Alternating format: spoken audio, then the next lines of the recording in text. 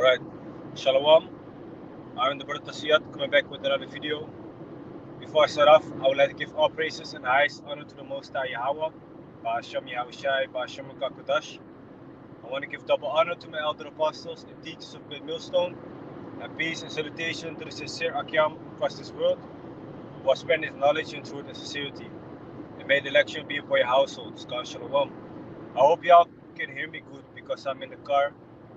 So sorry, Salakia, for the background noise. But topic I want to be talking about, is, as you see in the title, okay, having your own house is a blessing, okay, from the Most High, because you might all have been there that you didn't have your own place. You might have stayed with family members, might have shared even the same sleeping room, might have even shared the same bed with family members, not having your own personal space, okay? So going from that to having your own house, even though it might be a small apartment or a small studio, it's a blessing, okay?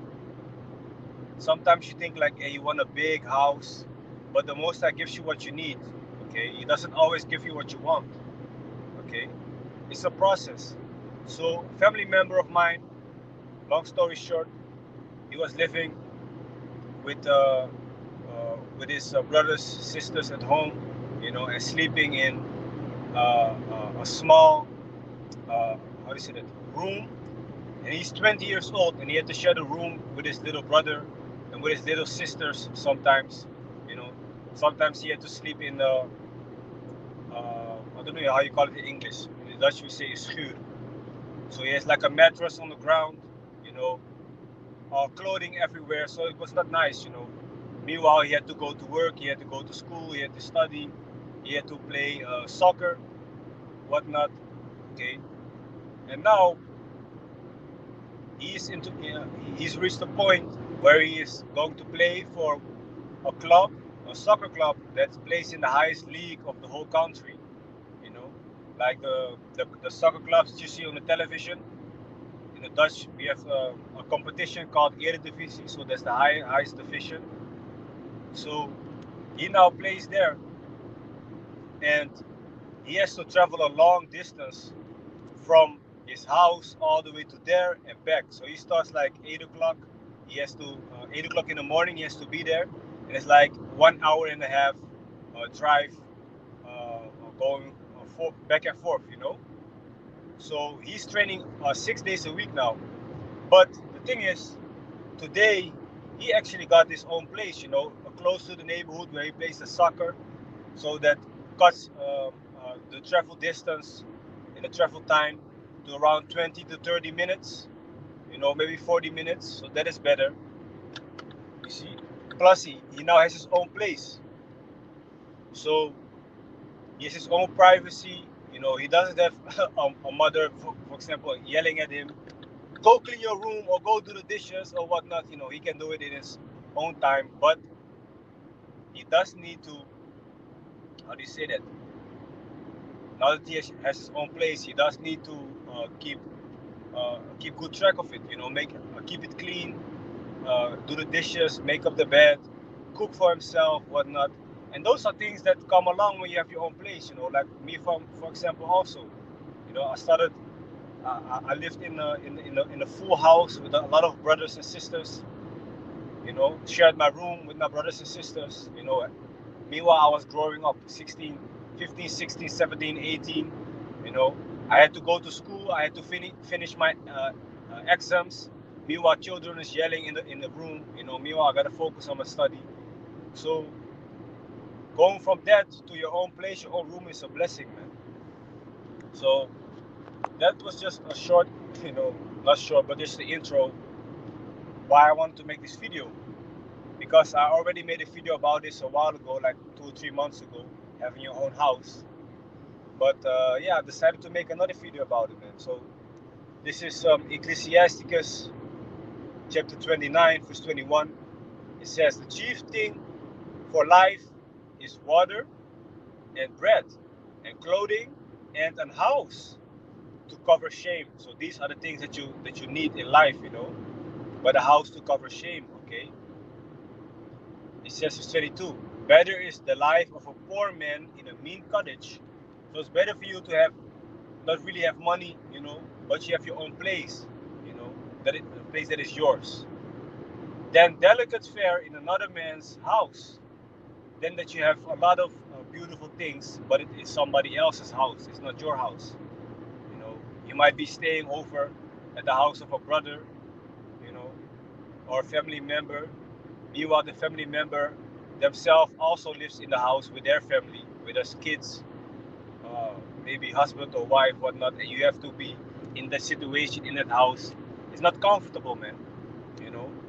But hey, as men of the Lord, we go through these things. You know, we go through different phases, and the Most High is just testing our patience. If this happens to us, you know, we know eventually we will be lifted up, but we gotta go through these things. You know. So it says here, verse 23: Be it little or much, hold thee contented, that thou hear not the reproach of thy house. For it is a miserable life to go from house to house. Okay, it's very miserable if you have to stay, let's say, a few days here at your auntie's place, sleeping on the mattress on the floor, then a few days at your parents' house, sleeping in the same room with two brothers and sisters or whatnot, you know. Meanwhile, you might have a wife, you know, you might already have your own job, you know, you're getting older, hitting your 20s, so that's miserable going from house to house, you know. So it says here, for where thou art a stranger, thou darest not open thy mouth. You know, like if it's not your house, you're not really comfortable speaking about certain things over there, or making the person angry where you are staying at. You know, you're trying to be humble, you're trying to be calm, not causing any problems. You don't even want to ask them for anything. You know, you feel shame that you're already in a situation. You know, so that's messed up. So that's why I said, man, you know, it's a blessing to have your own house and to have your own room, your own space. Okay, have your own room where you can clear your mind, where you can read scriptures, where you can study, for example, if you make videos, can make live videos, can make videos concerning the scriptures. You know, if you have a wife, you can bring her over, you know, without having children or siblings or family members around you, you know. So let me see. Let me go to Ecclesiastes chapter 2, verse 4. Whatsoever is brought upon thee, take cheerfully and be patient, when thou art changed to a lower state. So when you are being in a lower state, like I said, you don't have your own room. You might be sleeping in a small room with your siblings, whatnot. Meanwhile, you're already 20, 21, 23. You might even be 30. You know, be patient, even though you are in a situation, because the Most High will lift you up eventually. You know. With some, it takes maybe a few weeks. With others, it takes months. With others, it might even take years. But the Most High has His timing for everything, and He knows your spirit better than anyone. He knows your soul. He knows what's good for you. You know, He's not gonna let you down. Okay. It says here, Ecclesiastes chapter 11, verse 14: Prosperity and adversity, life and death, poverty and riches, come of the Lord.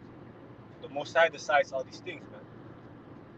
Ecclesiastes 7, verse 12: For wisdom is a defense, and money is a defense. Okay, another thing is not wicked if you have a lot of money. Okay, because with money you can pay your rent, you can pay for food, clean drinking water, you can pay for clothing. If you have children, you can take care of them. They gotta go to school. Maybe they want a new bicycle, whatnot. You can buy it for them. If you have a wife, you know, maybe she can work less on the job because you make more money, you know, so you take a little bit more responsibility for the finances.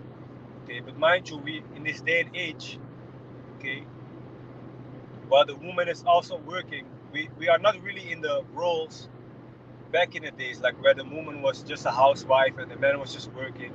So if a woman also is working 5 days a week, you know, it's a bit harsh for us to expect from them to cook and clean daily, you know, clean the whole house daily, you know, and work, you know. So it's, of course, it's also good for us to help them, you know. Okay, okay, babe, today I'm gonna cook, today I'm gonna clean. I see you tired. Let me do this, you know.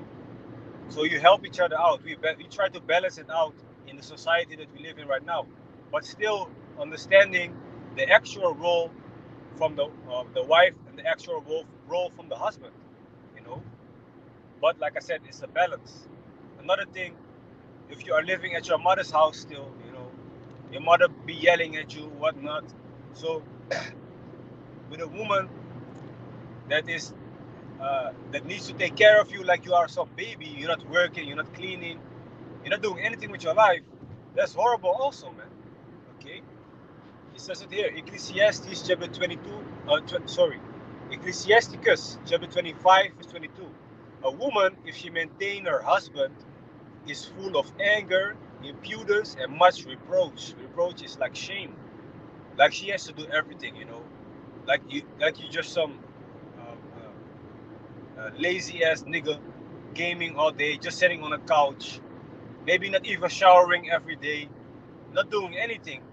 Woman is cleaning the house, is cooking for you all day. Meanwhile, she's the one working, making the income, and you're not doing anything. That's also not good, man. What is that? You know? So anyway, I had a few more scriptures like 1 Timothy 6 and 10. For the love of money is the root of all evil. Okay, having money, like I said, is not evil, but if you love it, if you have too much love for the money, that can cause you to get evil and to do wicked things, you know. So there's a balance. Which while some coveted after, they have erred from the faith and pierced themselves through with many sorrows. 1 Timothy 6 and 11. But thou, O man of the Most High, flee these things and follow after righteousness, godliness, faith, love, patience, and meekness.